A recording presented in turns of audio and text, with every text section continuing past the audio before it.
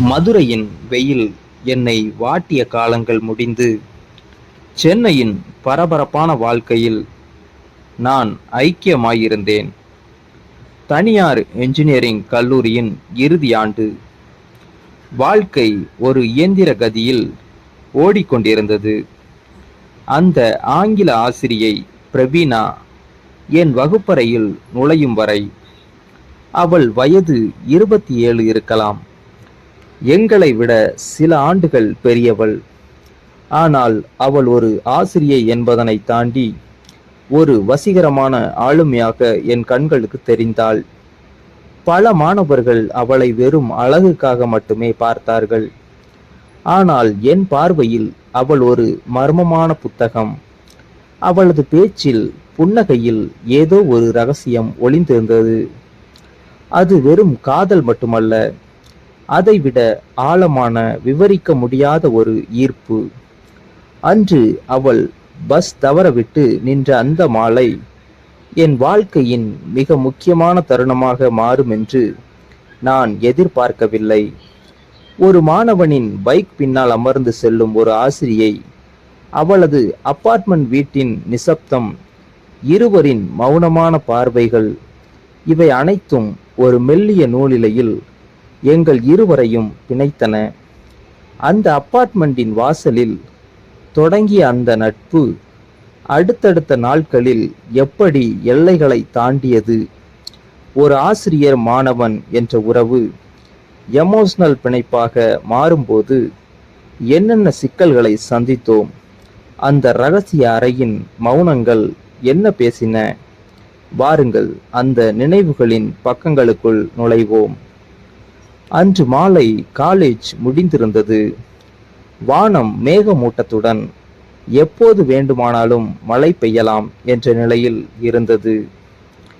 Gate அருகே நான் பைக்கில் கிளம்பிக் கொண்டிருந்தேன். அப்போது பஸ் ஸ்டாப்பில் வழக்கத்திற்கு மாறாக பிரவீனா டீச்சர் அங்கே நின்று கொண்டிருந்தாள்.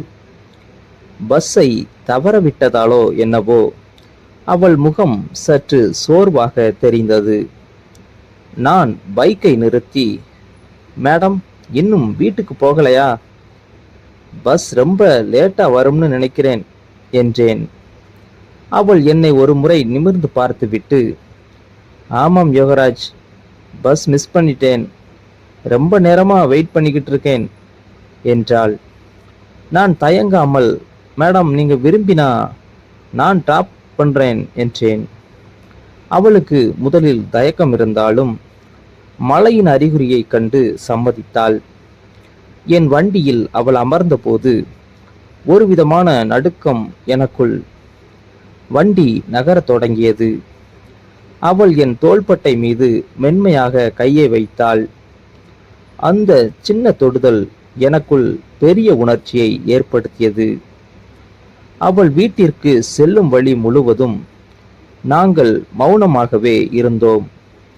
ஆனால் அந்த மௌனம் ஒரு விதமான நெருக்கத்தை உணர்த்தியது. அவள் அபார்ட்மெண்ட் வந்தடைந்த போது, சரிங்க மேடம், நான் கிளம்புறேன் என்றேன். அவள் என்னை தடுத்து, இவ்வளவு தூரம் அழைத்து வந்ததற்கு நன்றி யோகராஜ், உள்ளே வா, ஒரு காஃபி குடிச்சிட்டு கிளம்பு என்று அன்புடன் அழைத்தாள். அந்த அபார்ட்மெண்ட் வீட்டின் கதவு திறந்தபோது அதன் நேர்த்தியான வடிவமைப்பு மற்றும் அமைதி என்னை வியக்க வைத்தது. அவள் காஃபி எடுக்கச் சென்ற அந்த இடைவேளையில் நான் பால்கனியில் நின்றேன். வீட்டின் அமைதி என்னை ஏதோ செய்தது. அவள் மீண்டும் வந்தபோது அவள் அணிந்திருந்த அந்த எளிய ஆடை அவளை ஒரு ஆசிரியராக அல்லாமல் என் வயதுடைய ஒரு தோழியாக மாற்றி காட்டியது. ஏன் யோகராஜ், இவ்வளவு அமைதியா இருக்க என்று அவள் கேட்டபோது நான் அவளை உற்று பார்த்தேன். அந்த கணத்தில் எங்கள் இருவருக்கும் இடையிலான அந்த தொழில்முறை எல்லை மெல்ல கரையத் தொடங்கியது என்பதை நான் உணர்ந்தேன். நாங்கள் காஃபி அறிந்து கொண்டே பேசினோம். உரையாடல்கள் படிப்பை தாண்டி எங்கள் சொந்த விஷயங்களை பற்றி திரும்பியது.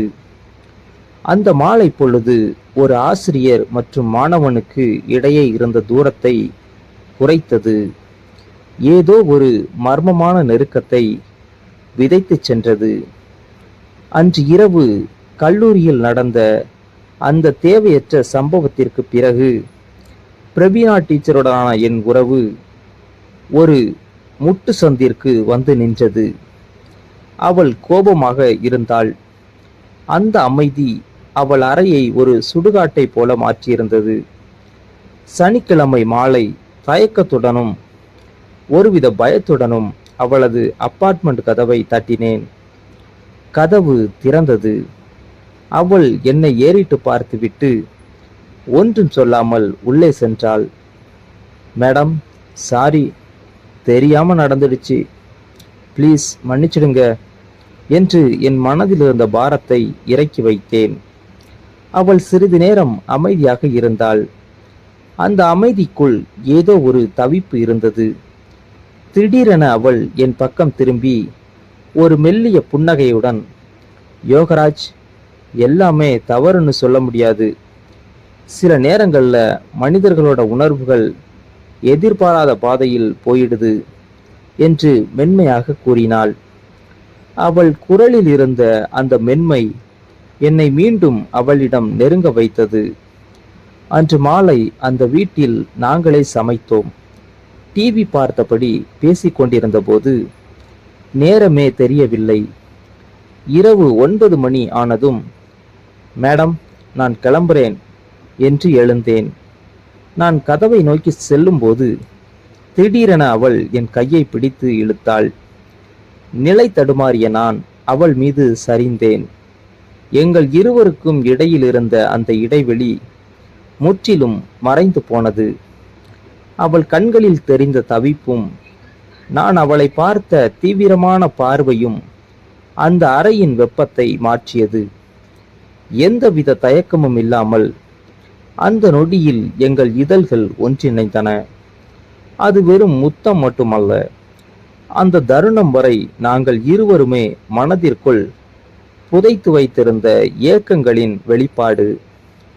அந்த அப்பார்ட்மெண்ட் சுவருக்குள் வெளியுலகம் மறந்து நாங்கள் இருவரும் வேறொரு உலகத்திற்கு சென்றோம்.